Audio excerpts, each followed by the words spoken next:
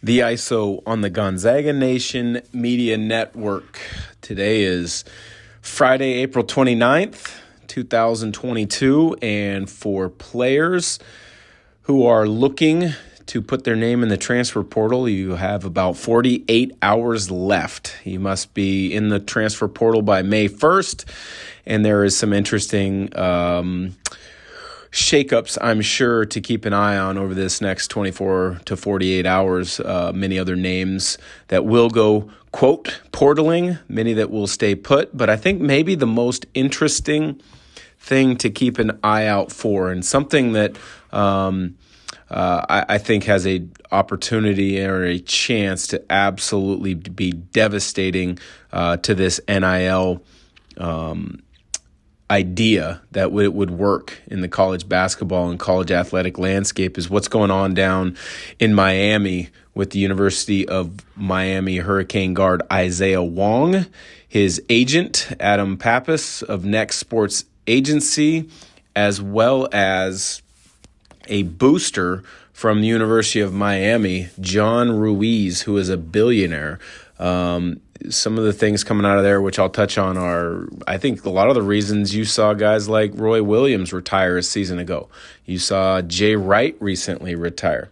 I think I would not be surprised to see some of these coaches who are a little further along in their career, where they've already made a lot of good money, decide to, hey, this isn't worth it. I'm essentially being in NBA front office with evaluations, with general manager duties of putting together a team, player personnel duties of understanding everything that's going on, and then I also have to coach. So the world of college athletics is really becoming interesting, and what is really happening down in Miami, I think, is a test case for what needs to get figured out in a hurry. And I said from the start with this NIL, I'm not opposed to college athletes getting paid. I think they should get paid based off of how much money is brought into the college sports landscape. Now, I only think that the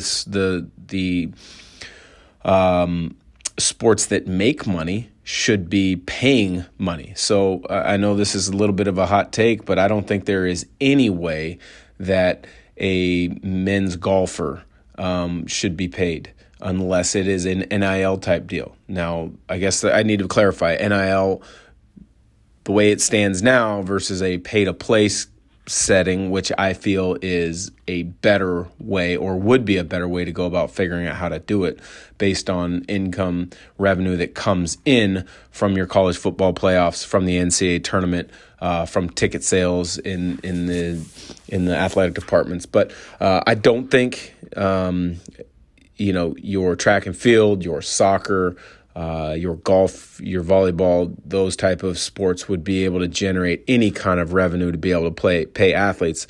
I do think men's basketball and probably some women's basketball at the right level, size of schools, the schools that have a lot of interest, would be able to do it.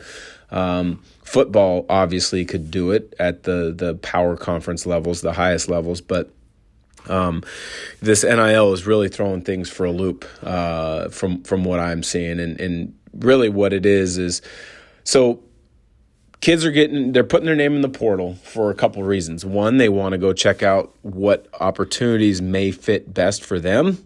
Maybe they didn't feel valued at their current school, and they want that instant gratification of 10, 15, maybe more schools reaching out to them in the transfer portal and sharing why the grass might be greener at a different school. And so you're seeing some of that. You're seeing the kind of attention need of many players by putting their name in the transfer portal, but you're seeing the need for guys to find a fit, which I'm not opposed to at all. I, as a player in college, transferred, but the times were much different then. I mean, there was very few transfers then, where now I believe I touched on it on a podcast a week or so ago. There was over 1,300. It sounds like it's approaching 1,500 players now with a little bit more time to go. But they're looking at ways to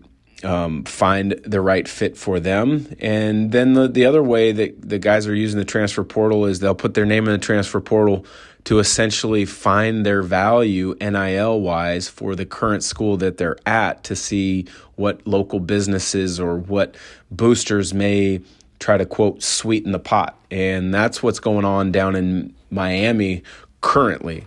So Miami is coming off a terrific season under Coach Jim Larinaga. They made the Elite Eight.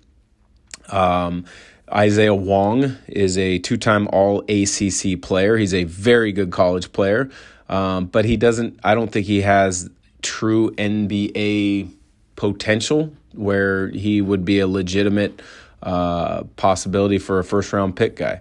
He might become a good enough player to carve out a professional career at some point, but he's not that kind of guy. But he has a NIL deal with John Ruiz and his company's Life Wallet, I believe is what it's called down in the Miami area.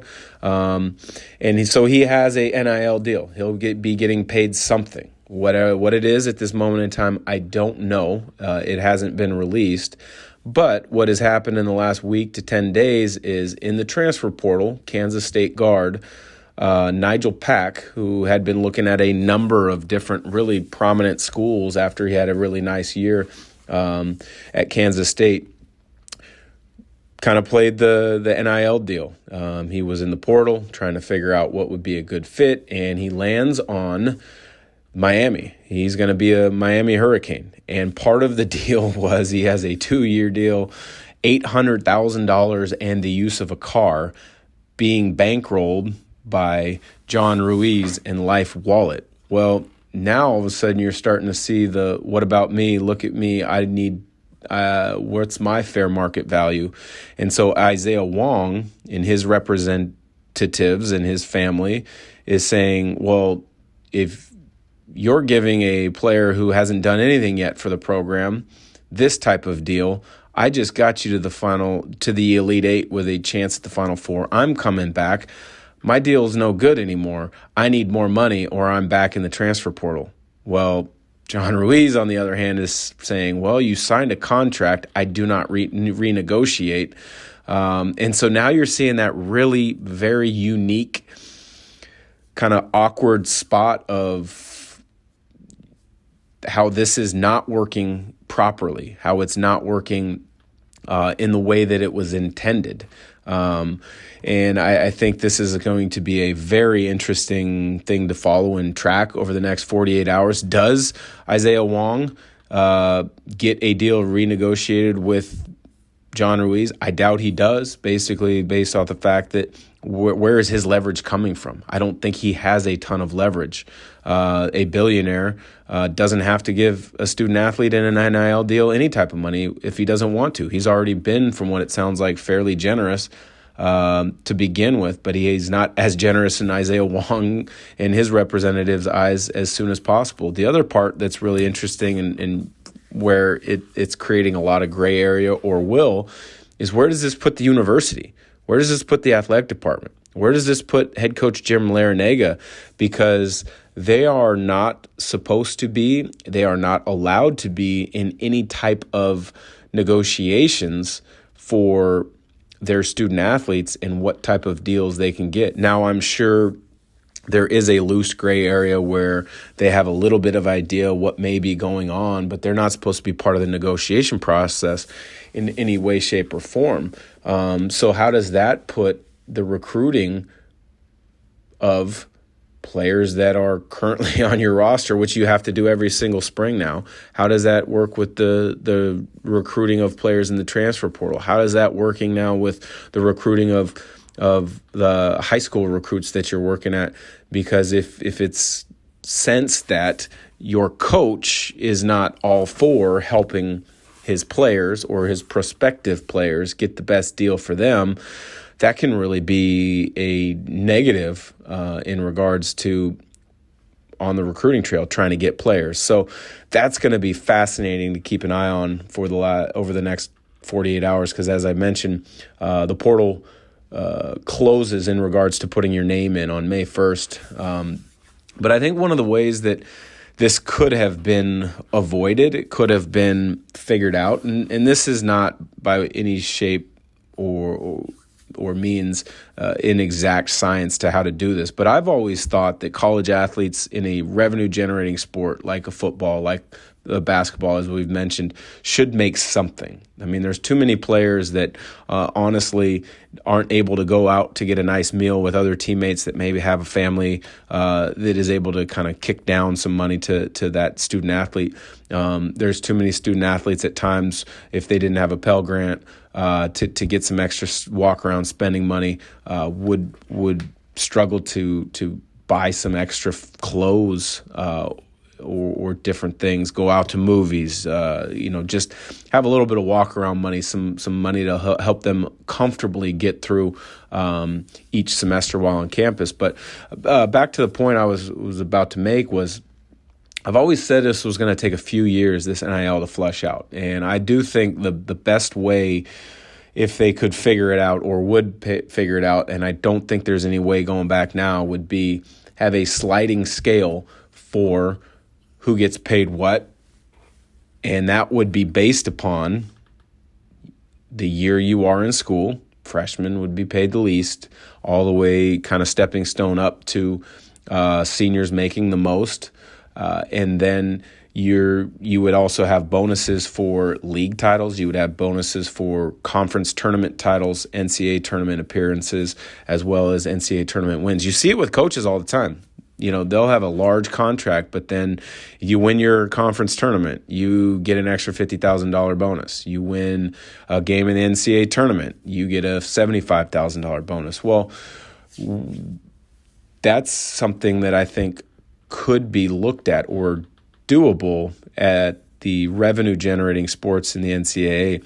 But I think now it's too late, and it's never going to happen, because you open Pandora's box with the NIL, and you've got guys that are making more money in college in the next year than they would at the professional level.